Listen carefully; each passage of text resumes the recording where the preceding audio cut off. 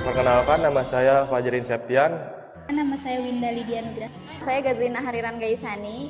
Nama saya Norma Indah Nurfitrianing. Di sini saya akan menjelaskan pengertian tentang mogok kerja.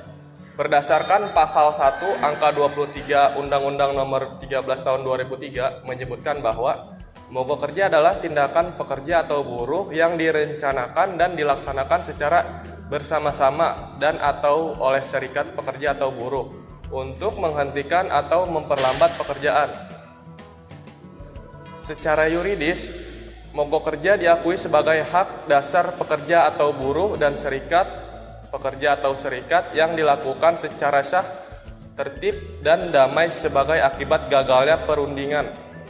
Tujuan mogok kerja adalah untuk memaksa perusahaan atau majikan mendengarkan dan menerima tuntutan pekerja dan atau serikat pekerja. Caranya adalah dengan membuat perusahaan merasakan akibat dari proses produksi yang terhenti atau melambat.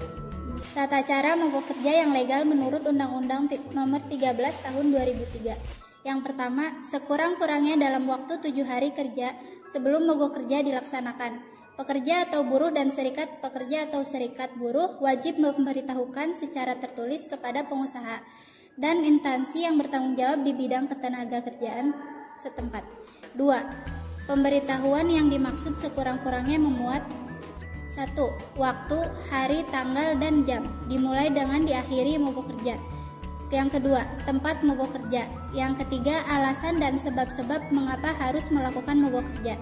Yang keempat, tanda tangan ketua dan sekretaris dan atau masing-masing ketua dan sekretaris serikat pekerja atau serikat buruh sebagai penanggung jawab mogok kerja. Yang ketiga, dalam hal mogok kerja akan dilakukan oleh pekerja atau buruh yang tidak menjadi anggota serikat pekerja atau serikat buruh. Maka pemberitahuan ditandatangani oleh perwakilan pekerja atau buruh yang ditunjuk sebagai koordinator dan atau penanggung jawab mogok kerja. Yang keempat, jika mogok kerja dilakukan tidak sesuai dengan prosedur tersebut, maka demi menyelamatkan alat produksi dan aset perusahaan, pengusaha dapat mengambil tindakan sementara dengan cara melarang pekerja atau buruh yang mogok kerja berada di lokasi kegiatan proses produksi. Yang kedua, bila dianggap perlu melarang pekerja atau buruh yang mogok kerja berada di lokasi perusahaan. Instansi pemerintah dan pihak perusahaan yang menerima surat pemberitahuan mogok kerja, sebagaimana dimaksud di atas wajib memberikan tanda terima.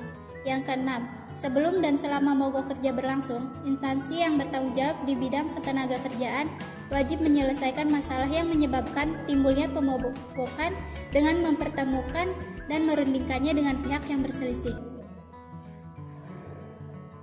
Yang ketujuh, jika perundingan tersebut menghasilkan kesepakatan, maka harus dibuatkan perjanjian bersama yang ditandatangani oleh para pihak dan pegawai dari instansi yang bertanggung jawab di bidang ketenagakerjaan sebagai saksi.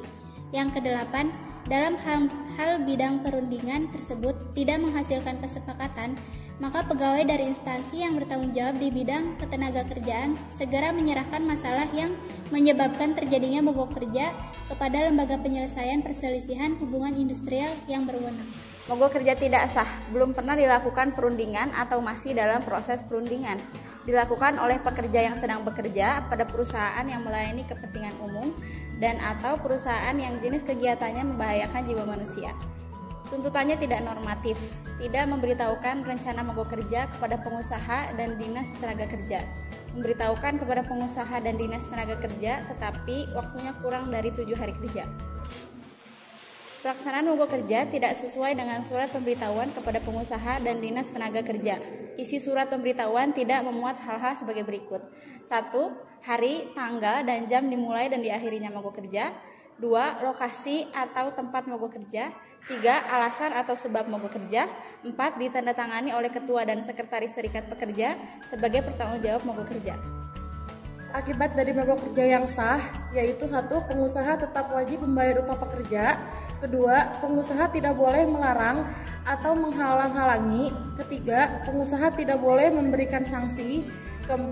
Pengusaha tidak boleh mengganti pekerja yang mogok dengan pekerja yang lain. Mogok kerja tidak sah akibatnya yaitu yang pertama, pengusaha tidak perlu membayarkan upah selama pekerja mogok. Yang kedua, pengusaha boleh melarang pekerja yang mogok berada di area produksi atau lingkungan perusahaan. Ketiga, pengusaha dapat menyatakan pekerja mangkir setelah 7 hari dan telah dipanggil 2 kali secara semestinya. Keempat, pengusaha mengganti pekerja yang mogok dengan pekerja yang lain. Mogok kerja digunakan sebagai alat untuk mencapai tujuan berupa tuntutan-tuntutan pekerja atau buruh yang harus dipenuhi oleh pengusaha yang terbagi atas tuntutan normatif dan tuntutan tidak normatif. Tuntutan normatif merupakan tuntutan yang didasarkan pada ketentuan-ketentuan yang terdapat dalam peraturan perundang-undangan sebagai akibat dari pengusaha tidak memenuhi kewajiban yang diletakkan oleh peraturan perundang-undangan. Dalam hal ini, pasal 145 Undang-Undang Nomor 13 Tahun 2003 tentang kesimpulannya, mogok kerja digunakan sebagai alat untuk mencapai tujuan berupa tuntutan-tuntutan pekerja atau buruh yang harus dipenuhi oleh penguasa, yang terbagi atas tuntutan normatif dan tuntutan tidak normatif. Tuntutan normatif merupakan tuntutan yang didasarkan pada ketentuan-ketentuan yang terdapat dalam peraturan perundang-undangan sebagai akibat dari pengusaha tidak memenuhi kewajiban dan diletakkan oleh peraturan perundang-undangan. Dalam hal ini, pasal 145 Undang-Undang Nomor 13 Tahun 2003 tentang ketenagakerjaan mengatur bahwa tuntutan hak normatif yang sungguh-sungguh dilanggar oleh pengusaha. Sekian penjelasan dari kelompok kami mengenai mogok kerja. Kurang lebihnya mohon maaf. Wassalamualaikum warahmatullahi wabarakatuh.